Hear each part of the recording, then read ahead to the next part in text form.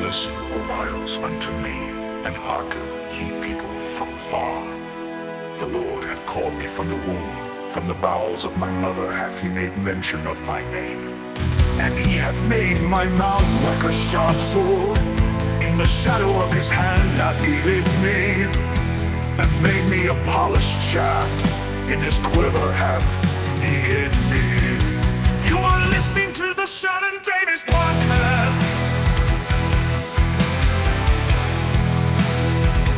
Tim, for those that may be tuning in for the first time, tell us about who you are and what is the book that you have written and are continuing to add to? That I'm working on and am anxious to try to get finished. So my name is actually pronounced Kais, but I also go by Keys. It's either one. I could tell you the long drawn out story of my ancestors and how the name got all messed up, but you can see on the screen there, Keyes is your eyes with a K in front of it. So that's how I was raised pronouncing it. But I'm also a piano player. So when I was about 16 and played my first ever professional gig playing piano, someone said, well, hey, it's Tim Keys, and it just stuck. And ever since I go by either one. So you can pronounce it either way and it does not matter. But my name is Tim Keys and my website is www.godsavetheking.org. And what God Save the King is, very simply, is it is telling, or frankly, retelling the nativity story the way it really would have happened. Now, every time I've ever been on your show, Shannon, I've made that statement.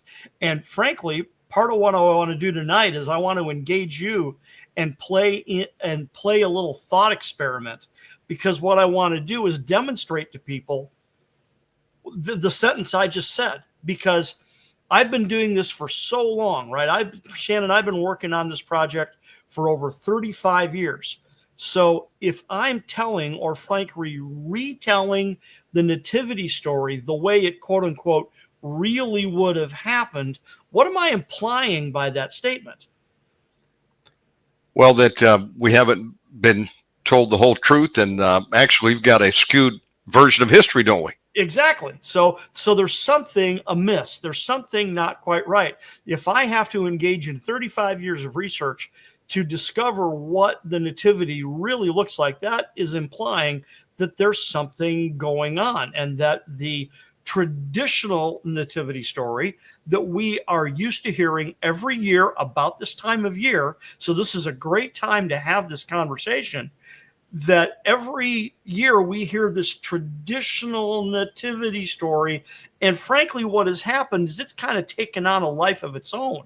It's kind of like the adult version of the children's game, the telephone game, right?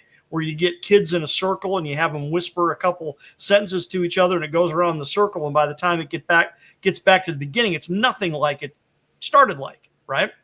So that's right. So let's play a little thought experiment here. Okay, you play along with me. So, and of course, the listening audience absolutely should play along. But Shannon, I want you to join with me on this. So here's the thought experiment. I want you to imagine that time travel is possible. Okay, and we are going to time travel back to the 1st century. Okay. And we're going to time travel back to the 1st century, roughly about 60 AD. Now, I'm picking that time frame for a reason, and let me tell you why. The two sections of the Bible that talk about the birth of Jesus are Matthew chapters 1 and 2 and Luke chapters 1 and 2. Okay?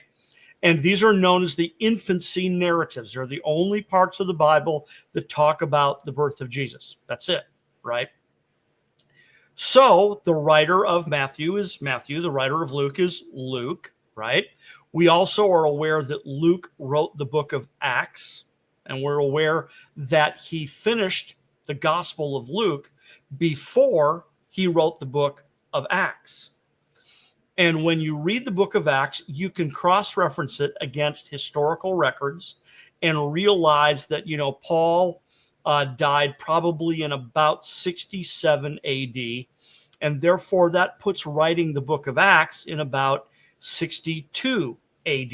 Okay, so that means that pardon me, that something just fell off my computer there. That means that the Gospel of Luke and correspondingly the Gospel of Matthew were both written in about 60 AD. We don't know for sure. That's a ballpark. It could easily be off by 5 or 10 years. And then there's the outside possibility it's off by much more. Okay. So we have time traveled back to about 60 AD, and we have gotten the privilege of interviewing either Matthew or Luke. And we're going to ask them about the birth of Jesus Christ. So once we get past this threshold of, how is this possible that, time travelers from the future can actually interview us, we get to the place where one of them says, well, okay, what do you want to ask us about? What do you want to talk about? And I'm choosing my words carefully here. And this is where the thought experiment comes in. And I want you guys to play along. So they say, well, hey, what do you want to ask me about? And we say, here we go. Ready? We say, I want you to tell me about the first Christmas. How are they going to respond?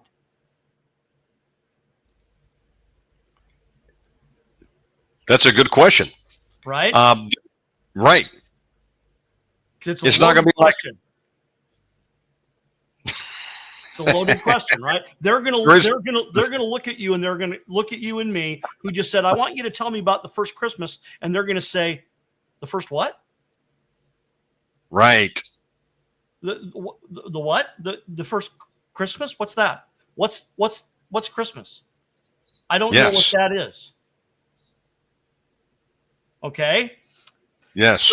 So there's a point to this. This is a thought experiment. There's a point to this. Think about this. Matthew in particular, but also Luke. Now, Luke, we understand, was a Gentile, okay? He was probably born in Antioch, and he probably spoke Greek as his native language.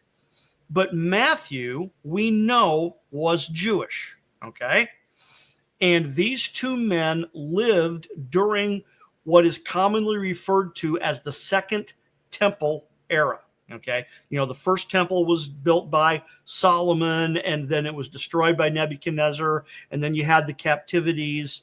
And then when the Jews were released by Cyrus the Great, they came back and they rebuilt the temple. And then the temple was remodeled and expanded by Herod the Great.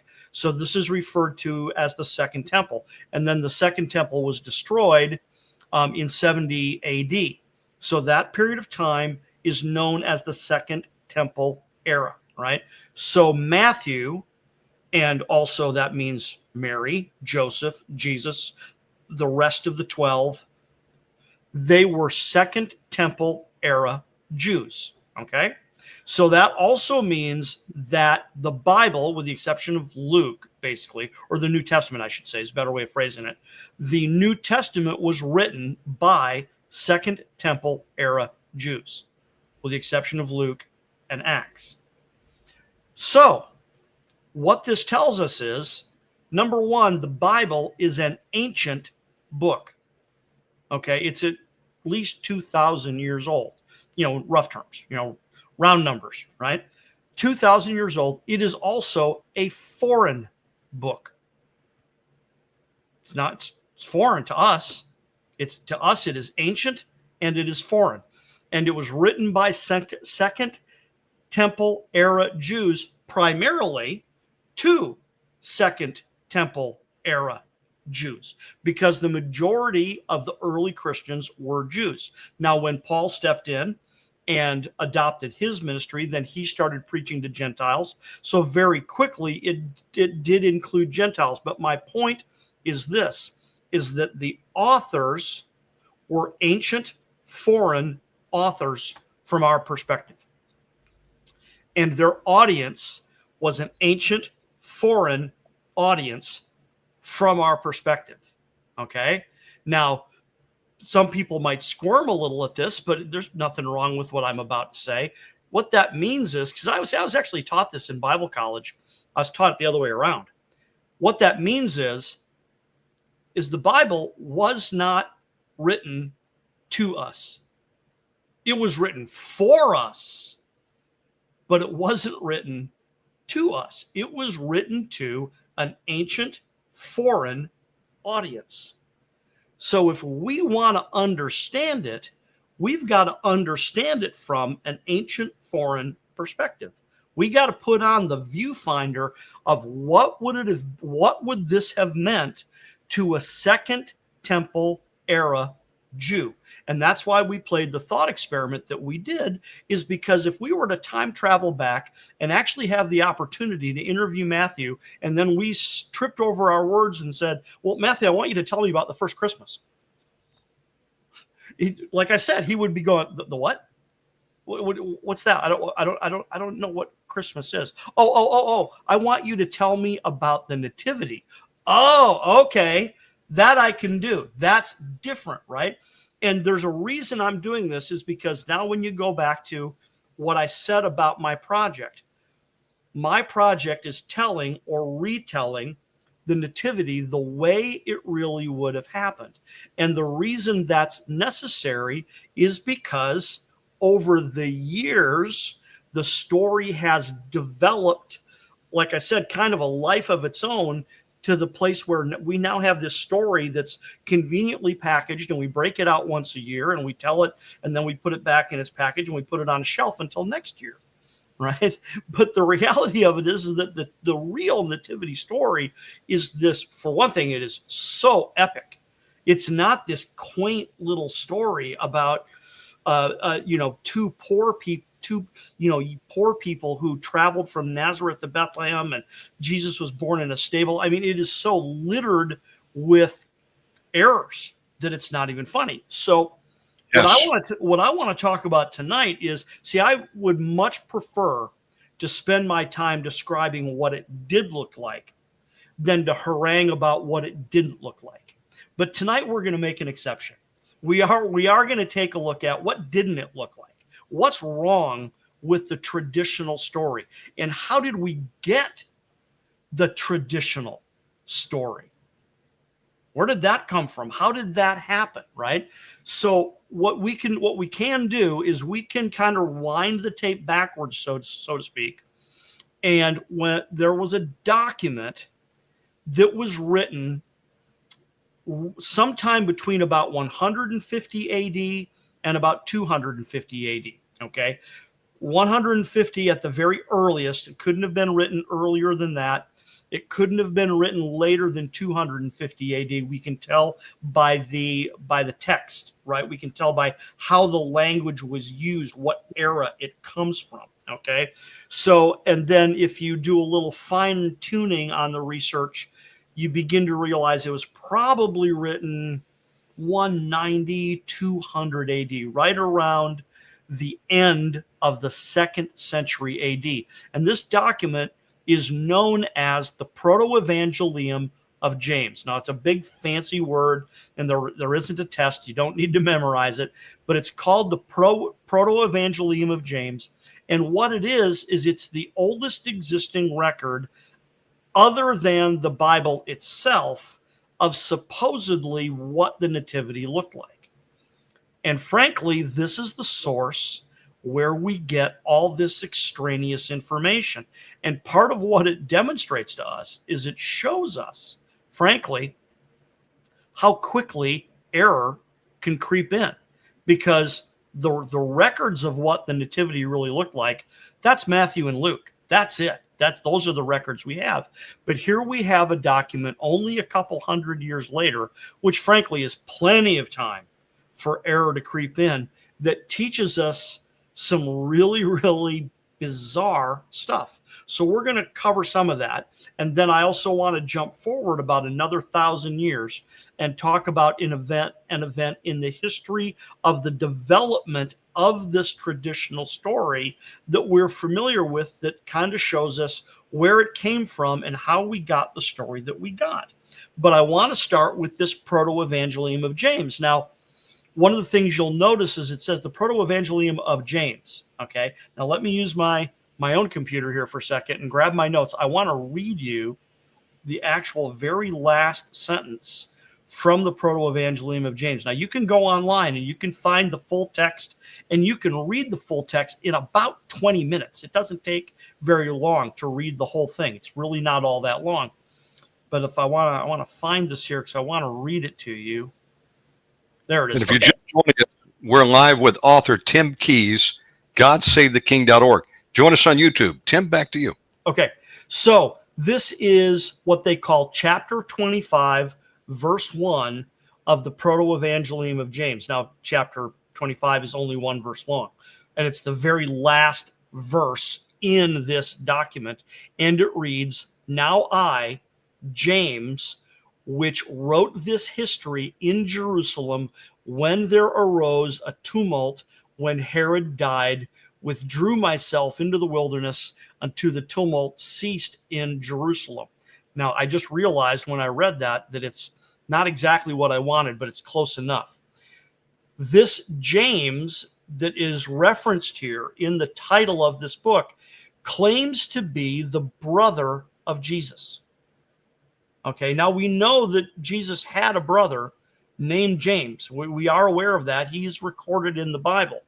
But this is what we call an apocryphal or a pseudepigraphal book. And what pseudepigrapha in particularly means is that's a fancy academic word that means a book that is falsely ascribed to someone else. So anything that is categorized as pseudepigraphal, we know it wasn't written by who it's claimed to have been written by. So it's very interesting that at the very end of the document, it says this book, this document was written by James the Lord's brother, right? It claims that, right? But we also know it was written between 150 and 250 AD, which means James has been dead for at least 100 years. So it couldn't possibly have been written by James. But this was a common practice back then, that they would ascribe the name of a famous person as the author to, frankly, to try to give it credibility. That was the whole point, was if you ascribe the name of a famous person, right, then you're going to get credibility. But what I want to point out here is, let me read this again. This is very interesting. It says, "Now I, James, which wrote this history in Jerusalem," okay, "when there arose a tumult when Herod died, I withdrew myself into the wilderness until the tumult ceased in Jerusalem." Now, this is very interesting because he's talking about the death of Herod the Great. Now, there's more than one Herod, but this is Herod the Great because there was a great tumult when Herod died. There was huge problems that occurred all throughout Judea. I mean, we are familiar with the notion of that Herod tried to kill the infant Jesus in what's called the Massacre of the Innocents. And we know that God warned Joseph in a dream to get out of Bethlehem and to leave the country to avoid that very specific attack. But what's also very interesting is that Herod died shortly thereafter, and the country went berserk because Herod was dead. And they were reveling the fact that Herod was dead. So there were, riots and uprisings and all kinds of things all over the country, not just in Jerusalem. It was actually worse in Galilee and things like that. The Romans had to come in and quell the rebellion. I mean, Roman legions came in and quelled this rebellion. But the point here is that James is this so-called James, right, is claiming that he wrote this history during the tumult. Okay, well, if he's the Lord's brother, that's a problem. That's a real problem. And this opens up a whole nother can of worms that really isn't my point, but we will talk about it briefly, which is that how is it possible that he's got an older brother who is not only pre-exists Jesus, right, but is old enough to be writing a history during the tumult when Herod died? Okay, well, it's interesting because in this very document, this is where we get this erroneous tradition that Joseph was much older and previously married. So, like I said, this opens up a whole can of worms about a bunch of different subjects that they're not really my primary point tonight. We might touch upon them briefly, but not really my primary point. But it's the proto-evangelium of James that puts forth the idea that Joseph was previously married, he had children by his previous marriage, and that he's now a widower, that his wife died, and that there was this very odd kind of lottery, and the prize that he won was Mary, who was a virgin, ready for this, living in the temple in Jerusalem, and that she was the prize, and that his duty, his sworn duty, was to never, ever consummate the marriage, that they would be married, but that would be a non-sexual union for the entirety of their marriage. And this is all from the proto-evangelium of James. So this is some of the weird stuff, but also some of the milder stuff that we're very, very familiar with comes from the proto-evangelium of James as well. So, but let me give you a quick contrast, because now go back to what I said about our thought experiment.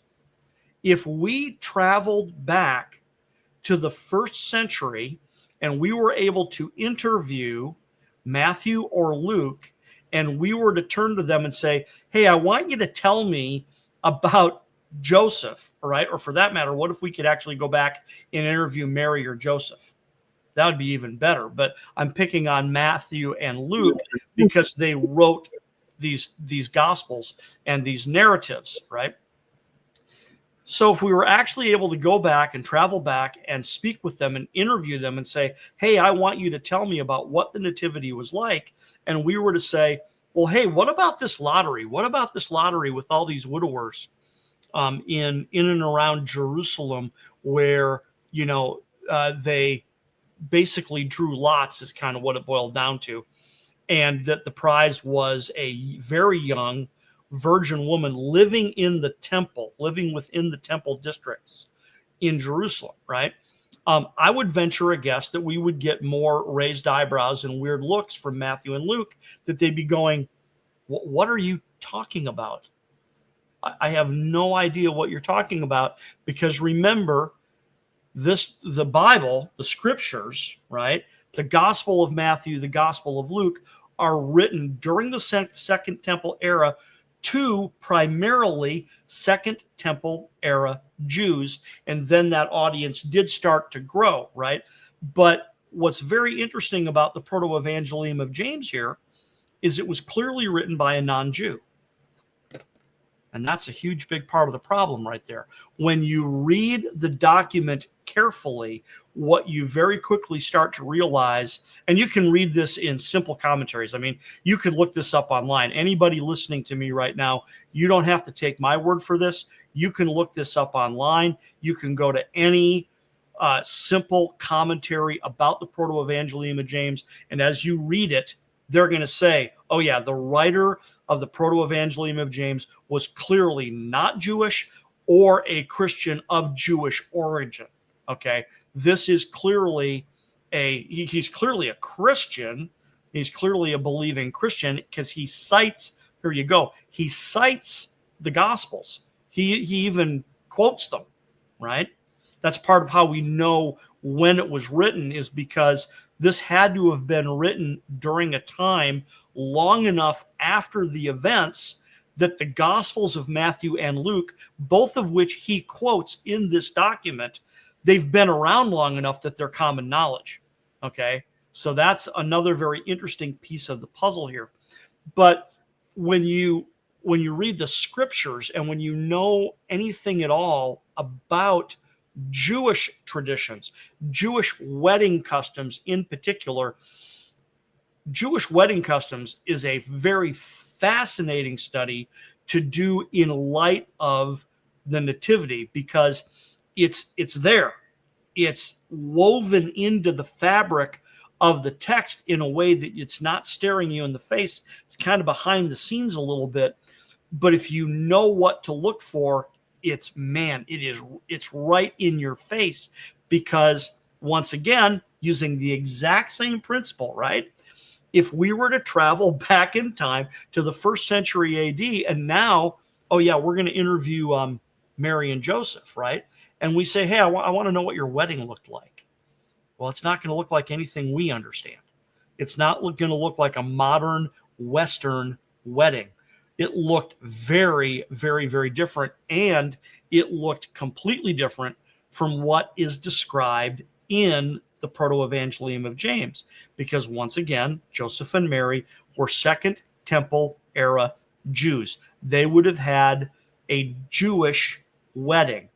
And what's very, very provocative about that, a Jewish wedding was, and it's all through Scripture. I mean, you want a really, really rewarding Bible study, learn everything you can about a Jewish wedding, about a Jewish wedding ceremony, because it had 2 primary segments.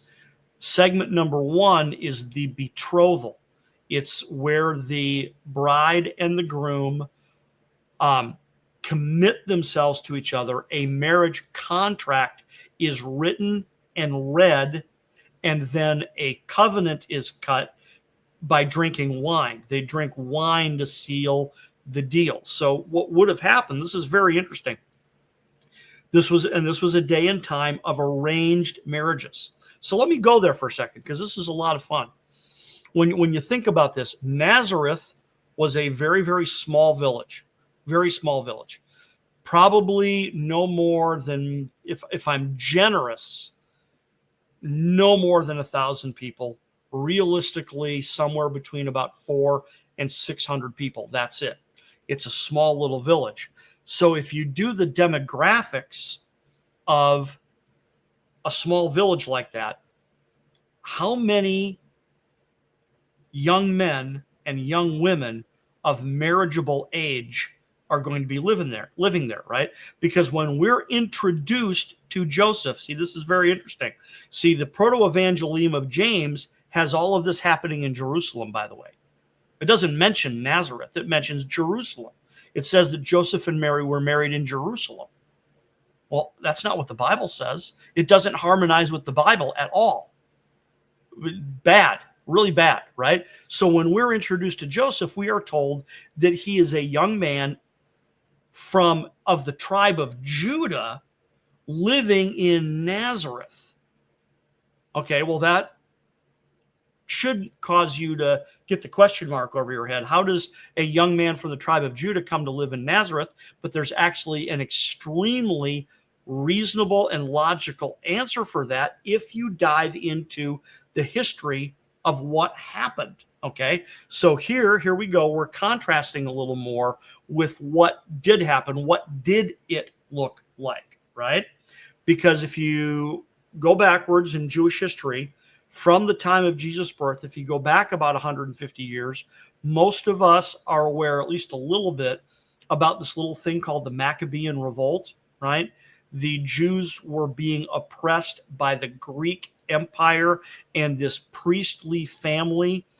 The father's name was Mattathias. One of his sons was named Judah Maccabee, which supposedly means the hammer in Hebrew, right? And they led this rebellion against their Greek overlords, and they regained Jewish independence, okay?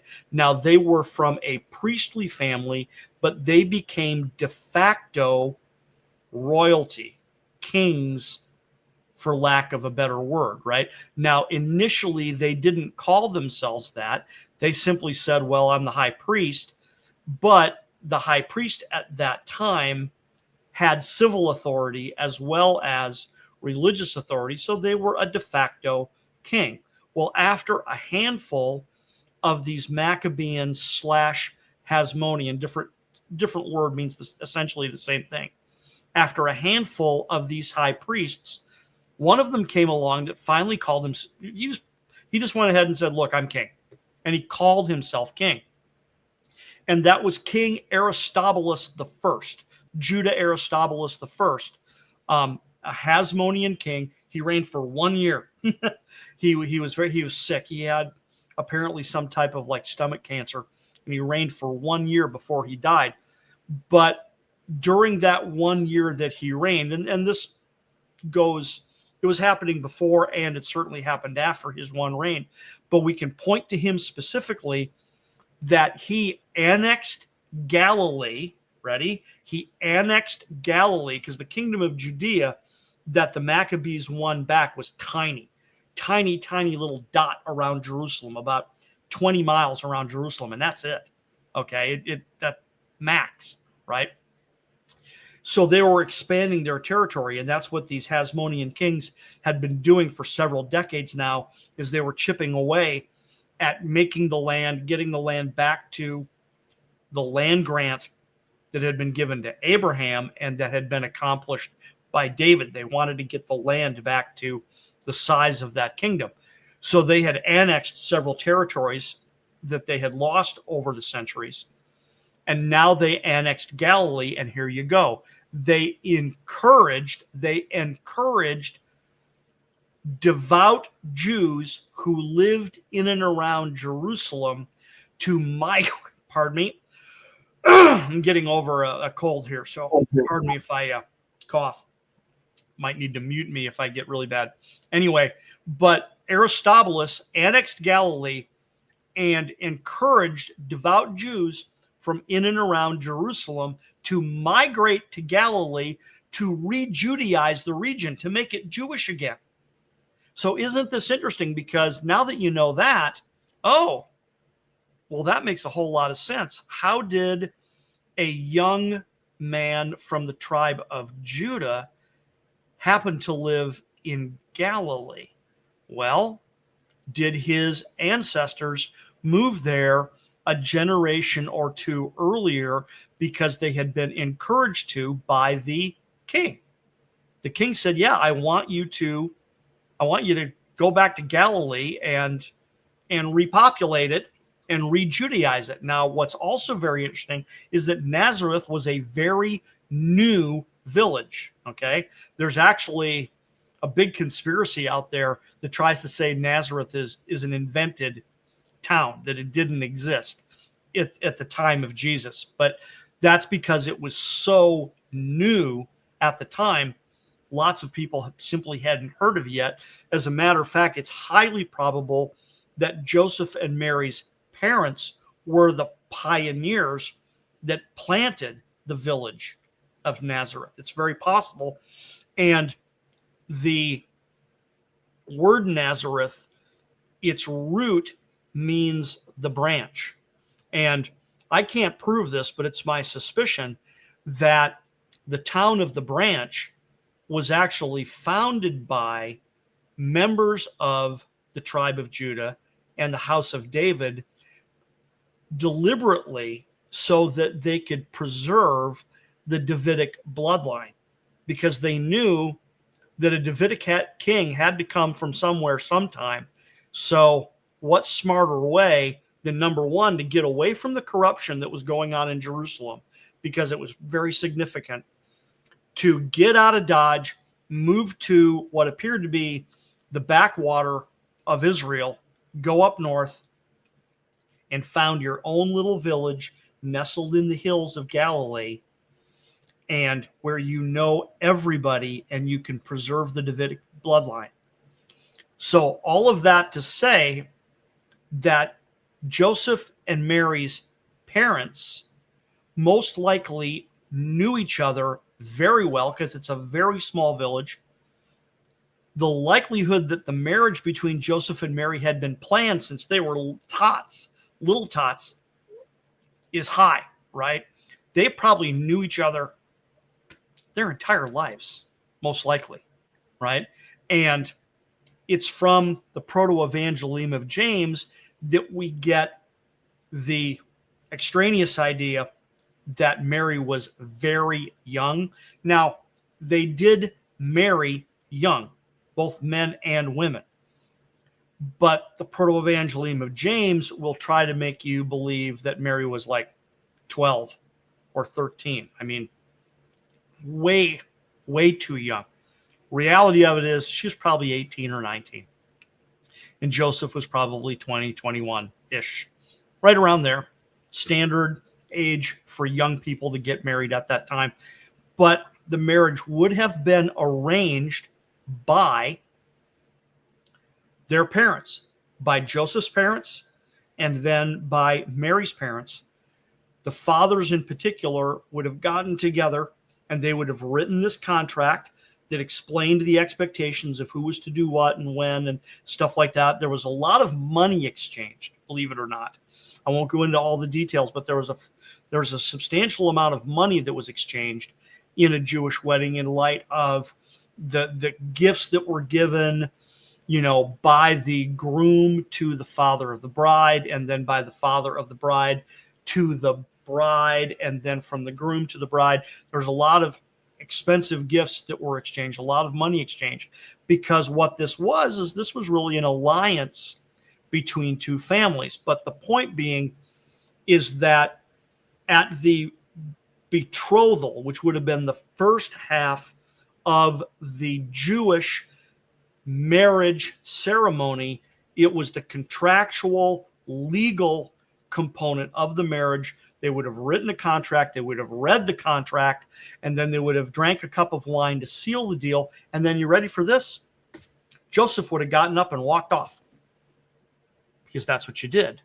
Because what he was going to go do was he was going to go build the wedding chamber for when Joseph and Mary would come together about a year later to consummate the marriage. So the first half, the betrothal, is the legal part of the marriage. They're legally married, even though they're not going to cohabitate yet. They're not going to live together yet. Mary's going to remain with her parents. Okay. Joseph is going to go build this wedding chamber, which is where they're going to spend their wedding night when they do come together. Well, this is what is being referenced, when Jesus tells the disciples, don't be troubled, I go to prepare a place. That's what he's referring to. And that that if I go to prepare a place, then I will come and get you. He's absolutely referencing a Jewish wedding ceremony. And if that's what's going on here, it makes it really hard to believe that this insane event in the proto-evangelium of James ever happened, that there was this weirdo lottery where Mary was basically raffled off to a group of widowers. Joseph wasn't the only one. It was a group of widowers who all put their nickel in, to possibly win this bride, is how the story goes. It's very, very, very strange. But that's the stranger parts of this story. What I'm really driving at, however, here is that there are a lot of the ideas that we find in our modern traditional nativity story find their roots in the proto-evangelium of James. Very little simple ideas that you don't see in the Bible, but you do see here. See, and that's why, back to the very beginning of the show, I said, well, why is this project even necessary? Why have I spent 35 years researching what the nativity really looks like? Well, it's because due to the proto-evangelium of James, and then something else I'm going to mention here in just a minute, we have learned these extraneous details that they're just not accurate. So I'm doing this from memory here, but let me just go through a list of things that are from the proto-evangelium of James that are not in the Bible, that are part of the traditional nativity story. Okay. Number one, that Mary rode a donkey while extremely pregnant. Okay. Now, the Bible doesn't mention a donkey. And yet when you go to any nativity play, it's always got Mary on the back of a donkey. Always. Okay. But no donkey mentioned in the Bible. So do we know that Mary rode a donkey? No, we don't. We don't know that. Now, At the end of the day, does it matter? No, it doesn't really matter at all, other than what does the text of the Bible say compared to what does the tradition say? Because the tradition has taken on a life of its own. And a part of the reason I noticed this years ago, I've been harping on this one for years, is that in the traditional nativity story, Mary is riding a donkey, extremely pregnant. And that doesn't work practically. As a matter of fact, riding horses, not so much donkeys, but horses in the ancient world was a manner of inducing labor. They did it deliberately to induce labor, right? And in a lot of the nativity stories, I mean, I remember literally watching a live nativity play one time where they had live animals on stage, and they put Mary on the back of a donkey, and she's having labor pangs, on the back of a donkey, which is just, really? You really think that happened? Now, the irony is that if you look at what Scripture says, they didn't travel late in Mary's pregnancy. They traveled early in Mary's pregnancy. Mary was probably absolutely no more than 4 months pregnant. In reality, she was probably about 3 to 3.5 months pregnant when Joseph and Mary migrated, by the way, from Nazareth to Bethlehem. They weren't going there simply for the registration. They were moving there.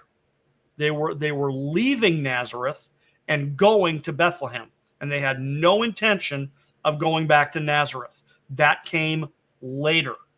That's because when they got back from Egypt after they were warned by God in a dream to get away from Herod, when they came back headed to Judea.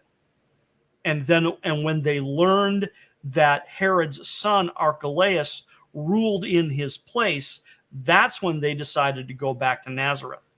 But there was no intention of them initially to ever go back to Nazareth. They were migrating to Bethlehem because they knew that the Messiah had to be born in Bethlehem. So they were moving there. So that's part of how, and they did that very early in her pregnancy, not late. Okay. But my point here is that we are introduced to the idea of Mary being on the back of a donkey in the Proto-Evangelium of James, and it's stuck ever since. But there's no support for it in the Bible. There's no donkey mentioned in the record in the Bible. And was that a common form of transportation? Yes and no. The likelihood is they probably walked the whole way, and especially if Mary was that young, or that early rather, and she was young, right? She would have been young, she would have been healthy, she would have been strong, and she would have been 3 to 3.5 months pregnant. As much as it would have sucked, they probably would have walked.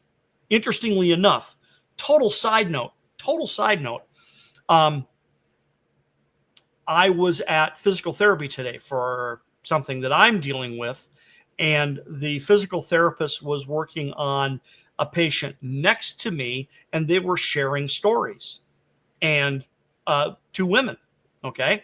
And one of them shared the story that, yeah, I ran a marathon when I was 3.5 months pregnant. So there you go. It's totally possible. Right? So anyway, Proto-Evangelium of James introduces the idea that there was a donkey, right? Proto-Evangelium of James is where we get the idea that Jesus was born in a cave. Okay, now there's no mention of a cave in Scripture. Believe it or not, ready? Here you go, guys. There's no mention of a stable in Scripture. Okay, so that's part of our tradition too, is that he was born in a stable, in a cave in Bethlehem. Okay, well, that's all a misunderstanding. Okay, and the reason it's a misunderstanding is because the word manger is used, but because here we go, a thought experiment all over again. Exact same thought experiment. Okay?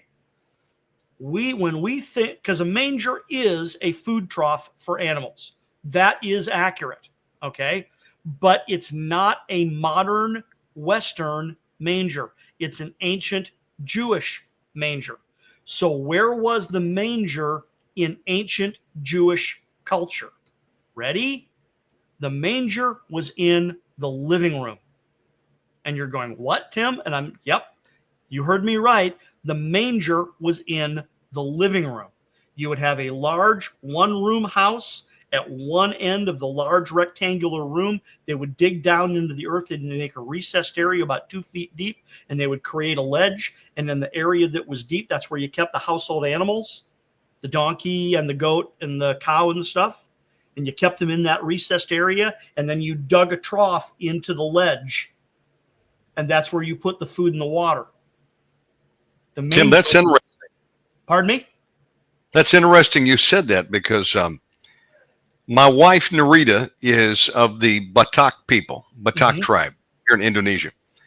And I had an opportunity a few years ago to go to the home of her mother, her hometown, who was born along the shores of a volcanic caldera. It's now a big lake. And it's an island called Lake Toba. And the reason I mention this is the Batak people, the historic homes, it kind of looks like a boat shape, and it's a couple levels high with stilts on the bottom level and a pin. And you go up this step to get to the middle area, and there may be a second level for some hammocks or something, but the lower portion of your house is where you keep your animals, your hogs, whatever animals you've got. It's built into your house. Yep. So animals in a pen on the bottom level. Middle level is where you cook and sleep, and they may have a little area up above for some more storage. That's how the ancient people of the Batak tribe did it. Yeah. I never thought about that. Yeah. You can go ahead. I'm sorry. No, go ahead. Yes. Yeah, very because you're absolutely correct, Shannon, because you can actually find this in many, even not ancient cultures, where it was common that the household animals were kept in the house. They'd have a little knee wall, a little 4-foot wall to keep the animals over there, but that prevented them from being stolen because they were valuable. It also helped heat the house, right? They keep the animals in the house. It keeps the house warm, right? Now it gets better, okay? Because if you imagine a large rectangle, okay, which would have been a large one-room house, right? Large, the room was large, not the house, right? Single room, and like I said, at one end of the rectangle, they would create a ledge, right? And then you kept the household animals there. There would be a door that would go straight outside from the lower area, right? So that during the day, you could take the animals outside and tether them up. And then at night, you'd bring them in for protection and to help keep the house warm. And then, like I said, on the ledge, you would literally dig into the earth and create a trough. And that's where you would put food and water for the animals, right? So the manger is in the living room, okay? Now it gets better because at the other end of the rectangle, okay, away from the animals and away from the smells of nature, you would hang a very heavy curtain and create a somewhat separate room, okay? That separate room is called a kataluma, okay? Now, what it's not called, throwing around fancy words here, fancy Greek words, that room is called a kataluma. What that room is not called is it's not called a pondokion, okay? A pondokion is the Greek word for a motel or an inn. A kataluma is the Greek word for a guest room. Okay? So now you put the whole picture together. She brought forth her firstborn child and she laid him in a manger in the living room, in the common area where everybody slept, because there was no room in the guest room. Not the inn, not the local motel. The guest room, the kataluma. Okay? The point here being is that Jesus was born in a traditional Judean home. He was not born in a stable. He was not an outcast. There wasn't some night manager of the local motel throwing him out into the cold. It was nothing like that. He was born in the fall, not in the winter. It would have been, it would have been warm. It's just absolutely amazing. But these extraneous ideas come primarily from the proto-evangelium of James. Now, what I do want to do here is I want to jump forward about 1,000 years. okay? Because this idea, the seed gets planted second century. Now, just a couple other odd ideas that are thrown in here. In the Proto-Evangelium of James, that's where we get the idea that the star that the Magi followed, like, floated through the sky, right? And we'll do that on some other episode where I'll talk about what the Magi actually saw, because what they did is they literally read the stars. They just looked up at the night sky and they said, oh, see that there? Well, that means a great king has been born in Judea, and we need to go to Judea and see him. They read the stars. It wasn't some big, giant, shiny star that floated through the sky and that they followed. And yet that's in the Proto-Evangelium of James. Okay. But now if you jump forward about 1,000 years, in this intervening period of time, if there were any nativity dramas, those nativity dramas would have been performed as part of the liturgy of the Mass. Okay. Now, whether it's the Eastern tradition or the Western tradition, and what I'm talking about there is that the Eastern tradition, the Greek tradition, that went off and that became Greek Orthodox, Eastern Orthodox, Russian Orthodox, all the Oriental Orthodox churches. That's the Greek tradition. But then you have the Western tradition, which is the Latin tradition, the Roman tradition. Okay. Don't have time to get into all the church history, but they started together, but then over time they separated. And both of them initially celebrated the Mass. Okay. So for the next several hundred years, if there was any nativity plays, any nativity dramas, they would have been performed as part of the liturgy of the Mass, and that would have been performed in either Greek or Latin. It would not have been performed in the vernacular of the people. Okay, now that's a whole nother topic for another day, that for centuries, the people didn't understand the liturgy. They didn't understand the Mass. The priests are up there in Greek or Latin. And if you don't speak Greek or Latin, you don't understand. You don't understand a word of it. You don't know what they're doing. So along came an Italian, presumably Latin-speaking priest, who decided that he wanted to make the nativity story more accessible to the people. Okay. Now, we don't know for absolutely certain that he performed it in the vernacular, but you gotta kind of assume, pardon me, you got to kind of assume that he did, because that was his point, right? Is he was trying to make the nativity more accessible to the people. Okay. So he got this great idea and he got permission to do it. He was allowed to do it. And here you go. He borrowed some farm animals from a friend. He used a wax figurine for the infant Jesus. He got local townspeople to dress up as Mary and Joseph, and he held it in a cave near Greccio, which is north of Rome in Italy. Okay.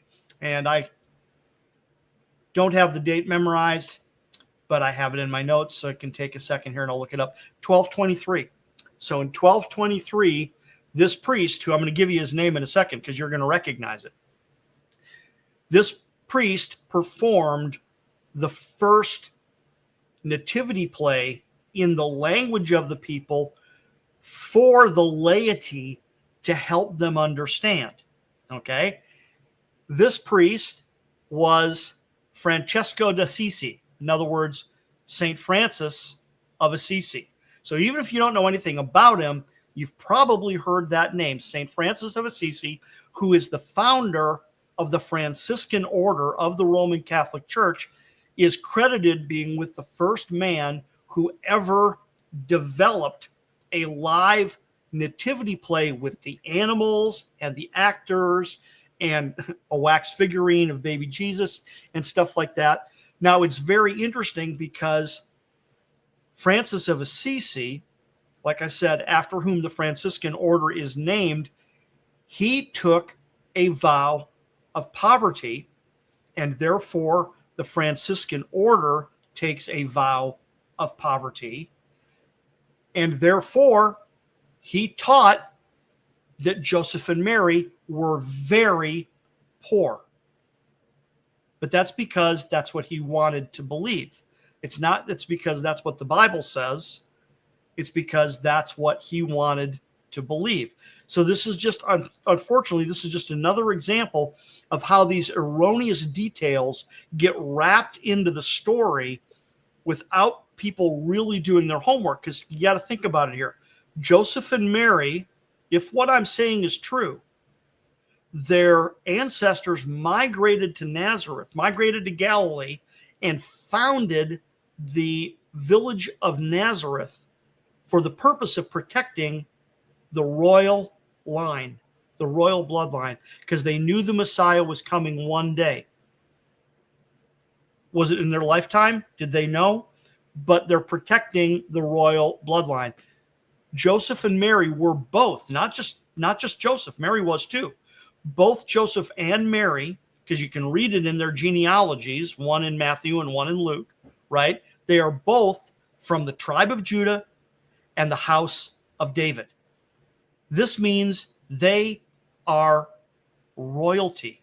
Now, are they living in castles and palaces? No, they're living as commoners, would be the right word.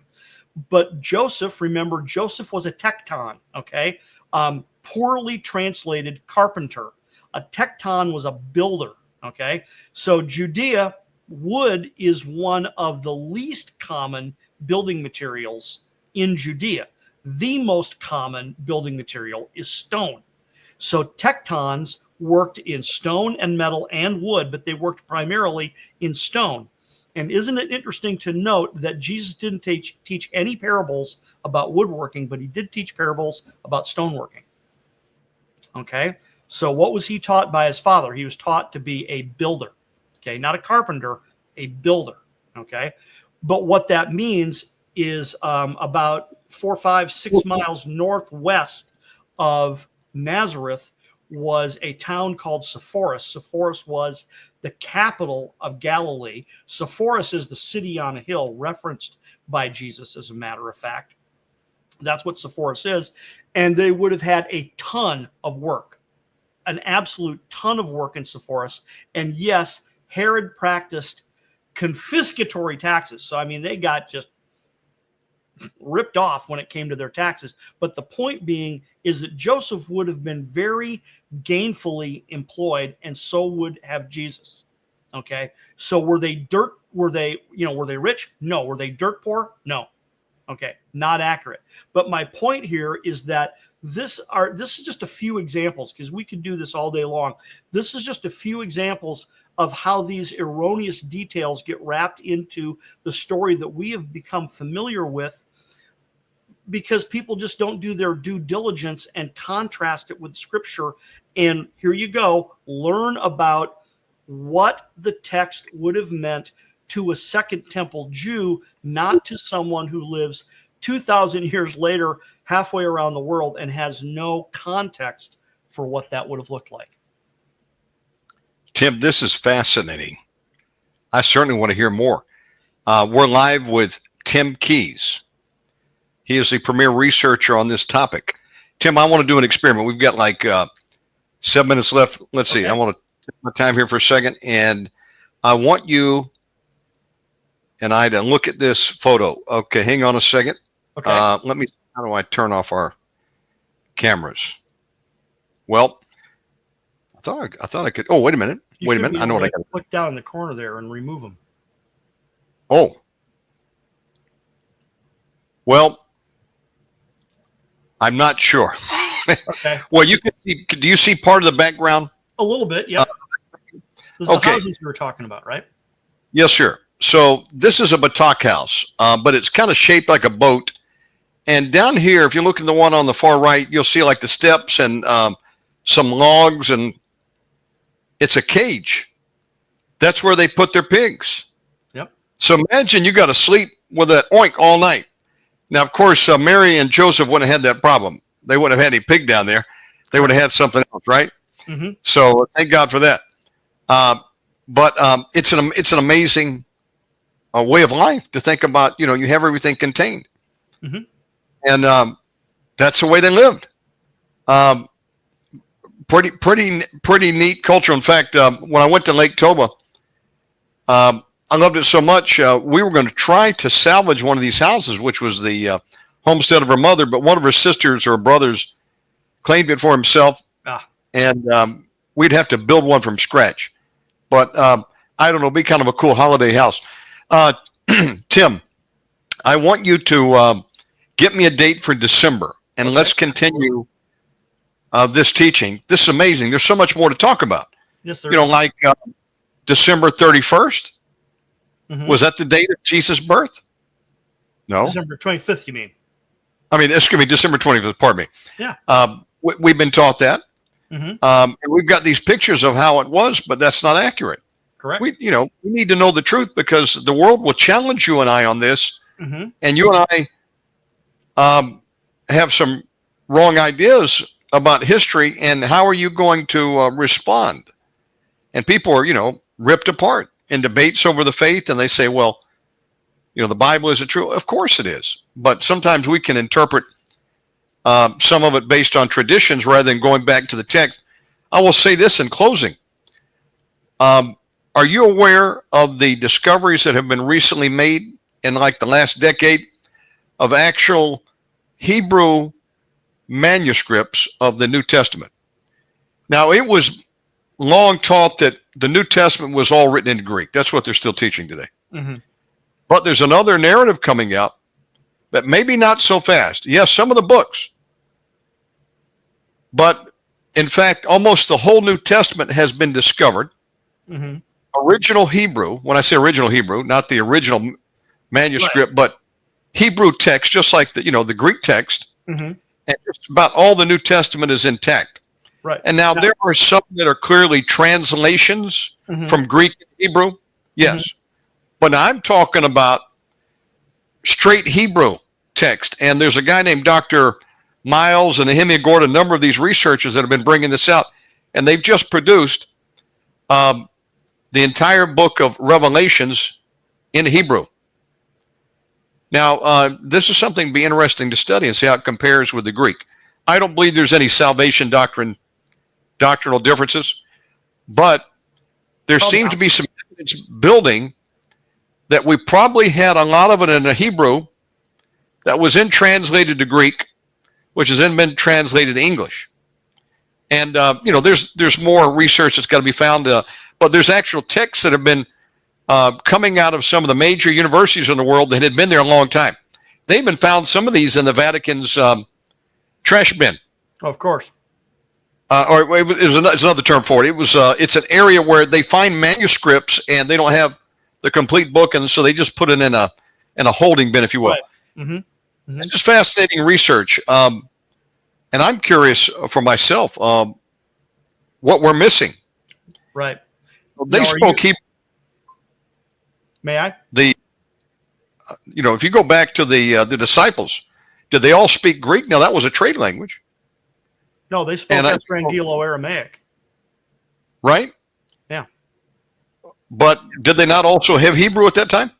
Well, that's what the distinction I was going to ask, if you're aware, because I would love to see the research, because the language the primary language that Jesus and his disciples would have spoken would have been the Estrangelo dialect of the Aramaic language. Okay.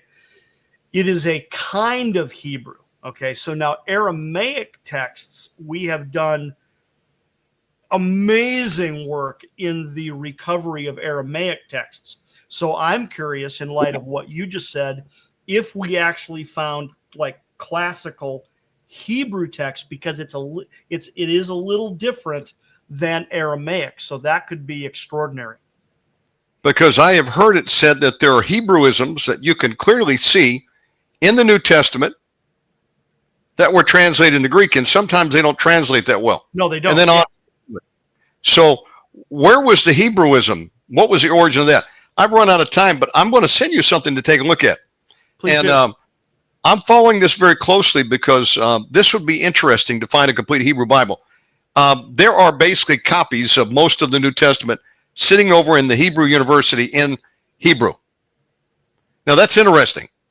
Now, unless you were looking for it, you wouldn't have known they were there. And Nehemiah Gordon was asked by Michael Rood, can you look over there in the university? Michael And Rood. he said, well, I was looking for it, but let me check it.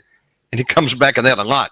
And there was some that were just released out of the British archives. And I've just seen it proliferating the internet here in recent months. I'm going to send you a couple things to look at. I want to get your thoughts on that. Certainly. I'm familiar with some of Michael Rood's work. I think Dr. Miles is the name, and I'm going to get the link tonight. I want to thank you for coming on. How do people make contact with you and your ministry? Okay. Well, as I've said, and you can see it right on the screen here, my website is www.godsavethking.org. There is a contact button on that website. So if you go to the website and click, you will be able to contact me that way. Or if you just simply want to email me, my email address is contact.godsavethking@gmail.com. Fascinating stuff. And keep up the work. When do you think you'll come out with the edition of the stuff that you have compiled so far? Wow, it's hard to say. Every time I turn around, I discover something new. So I'm working feverishly at trying to get, the first draft of the book ready to go. I would say hopefully within the next year. 2025, make it happen. And Sure. you can always come up with second edition, third edition, and keep it going. But get it in printed form. Keep up the good work. Get me a date for December, and Yes, we'll sir. see you soon. Very good. Tim, God bless. Folks, Tim Keys. Okay, we're going to continue the program. Let me get Pastor Frank Marzullo patched in.